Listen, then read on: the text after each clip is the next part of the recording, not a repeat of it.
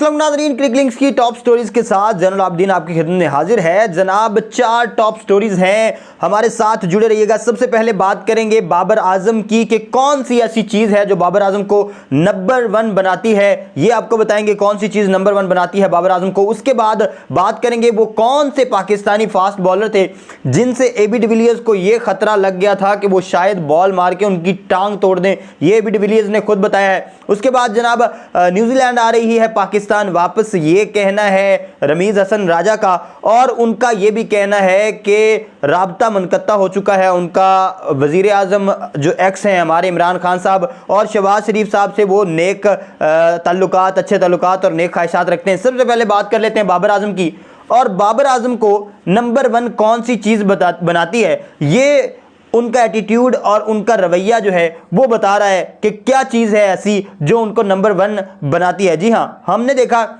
कि अभी 26 जून को कैंप लगना है पाकिस्तान का ट्रेनिंग कैंप जो होगा, क्योंकि श्रीलंका जा रहा है पाकिस्तान टेस्ट सीरीज़ खेलने के लिए, तो उससे पहले जो कैंप लगना है वो तो अभी दूर है और उसकी अभी तैयारियां मुकम्मल नहीं, वो रावलपिंडी में लगेंगी। लेकिन बाबर आजम जो है वो हमें उससे पहले ही इमामुल हक के साथ जो है वो नेशनल हाई परफॉर्मेंस सेंटर में ट्रेनिंग करते हुए नज़र आए हैं। वहाब रियाज ने बॉलिंग करवाई इमामुल हक पर और बाबर आजम ने भी बॉल्स खेली। बाबर आजम ने दूसरी प्रैक्टिस भी की और ख़ास किस्म की भी कुछ प्रैक्टिस की उन्होंने असिस्टेंट कोच के साथ। तो अब ये वो चीज़ है, ये वो डेडिकेशन है कि ट्रेनिंग कैंप लगा हो या ना लगा हो, अपनी ट्रेनिंग मिस नहीं करते बाबर आजम, अपना खुद को टाइम देते हैं। और अब क्योंकि इमामुल हक उनके बड़े अच्छे दोस्त भी हैं, तो इमामुल हक भी उनके नक्शे कदम पर चल रहे हैं और उनके नक्शे कदम पर चलते हुए हमने देखा कि ओडीआईज में वो भी दूसरे नंबर पर विराजमान हो चुके हैं। इंटरनेशनल क्रिकेट काउंसिल की जो ताज़ा तरीन रैंकिंग आई है ओडीआईज में, उसमें इमामुल हक बाबर आजम के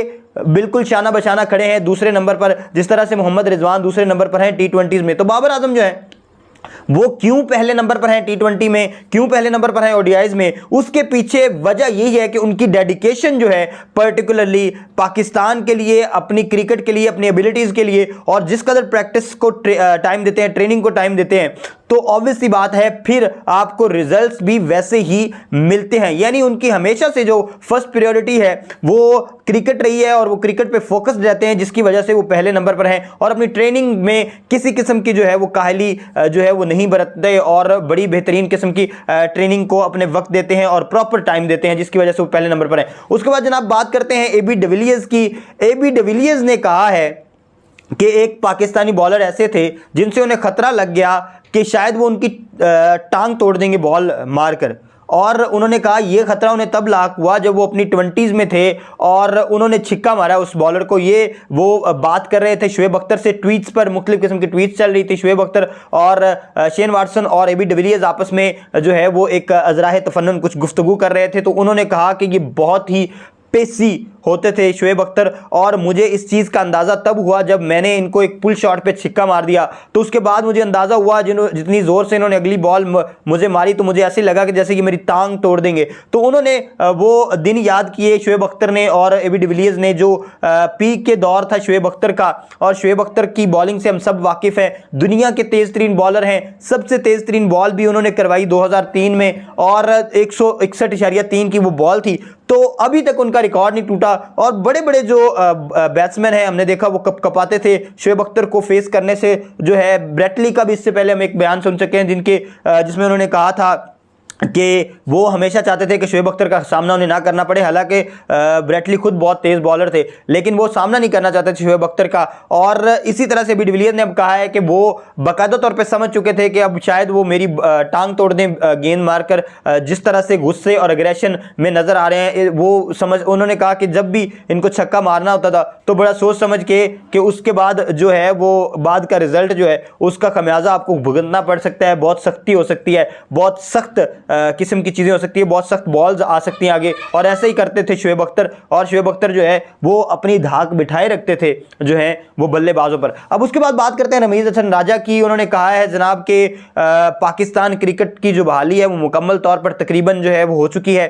सबसे पहले उन्होंने बात की कि उनका जो राब्ता है वो मुनक़ता हो चुका है। वज़ीर आज़म जो एक्स हमारे हैं इमरान खान साहब, उनसे उनका राब्ता मुनक़ता हो चुका है। उन्होंने कहा जब से उनकी वज़ारत उज़्मा गई है उसके बाद उन्होंने कोई राब्ता नहीं किया रमीज़ हसन राजा से, और हमने देखा इससे पहले रमीज़ राजा जो हैं वो बड़े क्योंकि फ्रेंडली इन्वायरमेंट में रहे हैं। 1992 में दोनों हिस्सा रहे हैं पाकिस्तान क्रिकेट टीम का, जब कप्तान थे इमरान खान, और जो वर्ल्ड कप विनिंग स्क्वाड था उसका भी हिस्सा थे रमीज़ हसन राजा, और बड़ी अच्छी परफॉर्मेंसेज भी थी इनकी 1992 के वर्ल्ड कप में।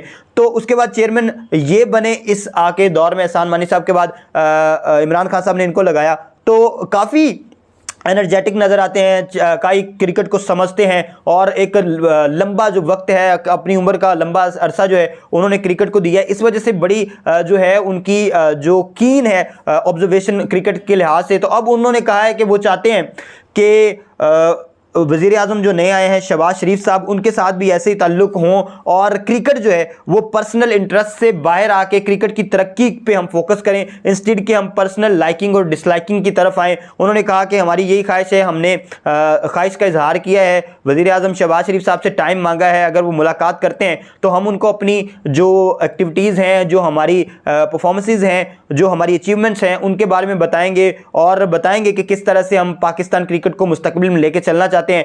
तो उनकी ये ख्वाहिश है और वो ये समझते हैं, उन्हें उम्मीद है कि वज़ीर आज़म शहबाज शरीफ साहब जो हैं वो पर्सनल इंटरेस्ट को साइड में रखते हुए, क्योंकि एक्स जो पीसीबी के चेयरमैन हैं उनसे भी मुलाकात हुई है पिछले दिनों शहबाज शरीफ साहब की, जिससे ये क्या सराइयाँ जन्म ले रही हैं कि शायद रमीज़ हसन राजा जो हैं वो मज़ीद पाकिस्तान क्रिकेट बोर्ड के चेयरमैन ना रहें। लेकिन अभी तक यही लग रहा है कि रमीज़ हसन राजा जो हैं वो बड़े पॉजिटिव माइंडेड है, और ये समझते हैं कि ये ऐसे ही रहेगा निज़ाम, और रमीज़ हसन राजा ये चेयरमैनशिप पे कायम रहेंगे। अब उसके साथ साथ उन्होंने कहा कि जब वो आए थे, जब उन्हें पीसीबी का चेयरमैन बनाया गया, तो बहुत जो है एकदम से उन्हें चैलेंजेस का सामना हुआ। जैसे न्यूजीलैंड ने इनकार कर दिया आने से, उसके बाद इंग्लैंड ने इनकार कर दिया आने से, और न्यूजीलैंड आके फिर वापस चली गई। तो उन्होंने कहा ये बहुत बड़े चैलेंजेस थे, लेकिन पाकिस्तान की हमने हमेशा ही ये प्रायोरिटी रखी है कि पाकिस्तान की रैंकिंग्स इंप्रूव हों, पाकिस्तान की जो शरह विनिंग परसेंटेज है, जो जीतने की शरह है वो बेहतर हो, तो फिर ही दुनियाई क्रिकेट जो है वो पाकिस्तान को प्रायोरिटी देना शुरू करेगी। और ऐसा ही हुआ। उन्होंने कहा जब हमने वर्ल्ड कप में इंडिया को शिकस्त दी और वर्ल्ड कप में इतना आउटस्टैंडिंग परफॉर्म किया, तो उसके बाद टीमों ने बाकायदा तौर पर पाकिस्तान का रुख करना शुरू कर दिया। पीएसएल उन्होंने पूरा करवाया पाकिस्तान में, फिर ऑस्ट्रेलिया की टीम आई, जिसके बाद एक जो बूम मिला पाकिस्तान क्रिकेट को। उसके बाद उन्होंने कहा वेस्ट इंडीज की टीम आई, वो बड़ी कामयाबी थी पाकिस्तान के लिए। अब उन्होंने कहा न्यूजीलैंड वापस आ रही है, और अब उन्होंने इंग्लैंड भी वापस आ रही है, और उन्होंने कहा 15 अरब का उन्होंने बजट इस दफ़ा मुख्तस किया है जो पीसीबी का है, जिसमें बहुत ज़्यादा मराहत हमने देखी कि अब वो चाह रहे हैं। उन्होंने ये भी ख्वाहिश का इजहार किया कि जो जूनियर लीग हो रही है उसमें वो जो है काफ़ी सारी जो कंपनीज़ हैं उन्होंने उनसे रब्ता किया है। 6 टीम्स होंगी और तकरीबन 30 के करीब कंपनीज़ जो हैं, जो इन्वेस्टर हैं, वो इन्वेस्ट करना चाहते हैं। और उसके साथ साथ उन्होंने कहा कि मैं नहीं चाहता कि जब मैच हो रहा हो पर्टिकुलरली और लाहौर में मैच हो तो पूरा लाहौर बंद हो जाए। इसकी वजह से वो चाहते हैं कि लाहौर, रावलपिंडी और मुल्तान में वो कुछ 70 कमरे जो है वो बनाना चाहते हैं कि आम आवाम जो है वो क्रिकेट से महजूज हो, ना कि उनके लिए मसाइल जो है वो आए। और इसके साथ हमने देखा, उन्होंने कहा कि ये भी हम चाहते हैं इसके साथ ही कि पाकिस्तान रेड बॉल और जो वाइट बॉल है उसमें मुख्तलिफ किस्म की क्रिकेट ना सिर्फ खेले बल्कि मुख्तलिफ टीम्स हों पाकिस्तान की, इतना पोटेंशियल हो, इतना पीछे से जो है वो यूथ आ रही हो, नए प्लेयर्स आ रहे हो, इतना पाकिस्तान जो है वो प्रोड्यूस करना शुरू कर दे। इस वजह से वो उनका मेन फोकस जो है वो जूनियर लीग्स पर है और जूनियर प्लेयर्स पर फोकस्ड है। उन्होंने कहा 3 जो बैरून मुल्क के कोचेज हैं वो जूनियर लेवल पे कोचिंग कर रहे हैं पाकिस्तान की, और पावर हिटिंग सेक्टर में भी वो काम करने की कोशिश कर रही हैं। उन्होंने बड़ी नेक तमन्नाओं का इजहार किया है और उनकी ख्वाहिश ये है कि पाकिस्तान क्रिकेट जो है वो इसी तरह से बहाल होती रहे और पाकिस्तान मजीद इंप्रूव हो, जैसे पाकिस्तान की रैंकिंग इंप्रूव हो रही है, प्लेयर्स की रैंकिंग हो रही है, इंटरनेशनल रैंकिंग हो रही है। उन्होंने बाबर आजम की तारीफ की और उन्होंने कहा कि इनको बैक करने की जरूरत है। इसी के साथ दीजिए इजाजत। अल्लाह हामिद नासिर।